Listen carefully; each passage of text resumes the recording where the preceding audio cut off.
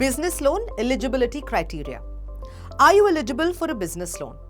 अगर आप एक बिजनेस ओनर हैं या बिजनेस स्टार्ट करना चाहते हैं तो ये वीडियो आपके लिए बहुत इंपॉर्टेंट है।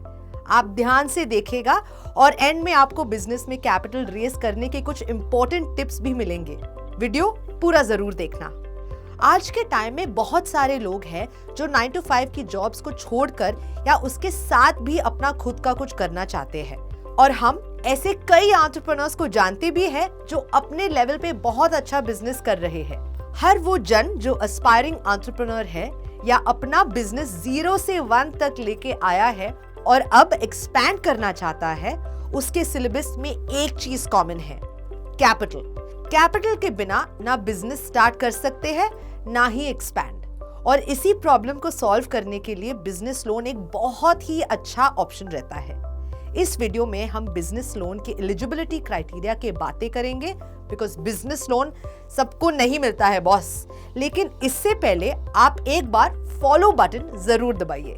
लेकिन बिजनेस लोन अवेल करने के लिए पहली बात है लोन के लिए एलिजिबल होना, और लोन एलिजिबिलिटी में बहुत सारे फैक्टर्स मैटर करते हैं। जैसे सबसे इंपॉर्टेंट है एप्लीकेंट यानी लोन लेने वाले की नेशनैलिटी इंडियन होनी चाहिए, उनकी मिनिमम एज 23 इयर्स होनी चाहिए, क्रेडिट स्कोर यानी वो 3 डिजिट नंबर जो आपकी पूरी क्रेडिट हिस्ट्री डिटरमिन करती है वो 650 प्लस होनी चाहिए, और नेचर ऑफ बिजनेस सही और स्पष्ट होना चाहिए जो किसी भी तरह से इलीगल नहीं हो। बिजनेस लोन लेने के लिए कंपनी का रजिस्टर होना बहुत जरूरी है। इसका मतलब है कि वो या तो प्राइवेट लिमिटेड कंपनी की तरह रजिस्टर्ड हो या LLP जिसे लिमिटेड लायबिलिटी पार्टनरशिप कहते हैं वो हो, या अगर कोई इंडिविजुअल बिजनेस है जिसमें एक ही ओनर है कि वो एज अ सोल प्रोप्राइटरशिप की तरह रजिस्टर्ड होती है, और अगर एक ज्यादा पार्टनर्स के बीच में अग्रीमेंट हुआ है तो वो एक पार्टनरशिप फर्म कहा जा सकता है। बिजनेस लोन लेने के लिए ये रजिस्ट्रेशन होना जरूरी है। बिजनेस लोन लेने के लिए जैसे हमने शुरुआत में भी बताया था, कुछ बहुत जरूरी बातें समझनी चाहिए।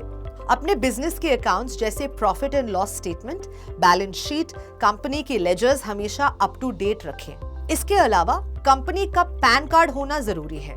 और हाँ, कई बार लोग बिजनेस लोन और इक्विटी इन्वेस्टमेंट में कंफ्यूज हो जाते हैं।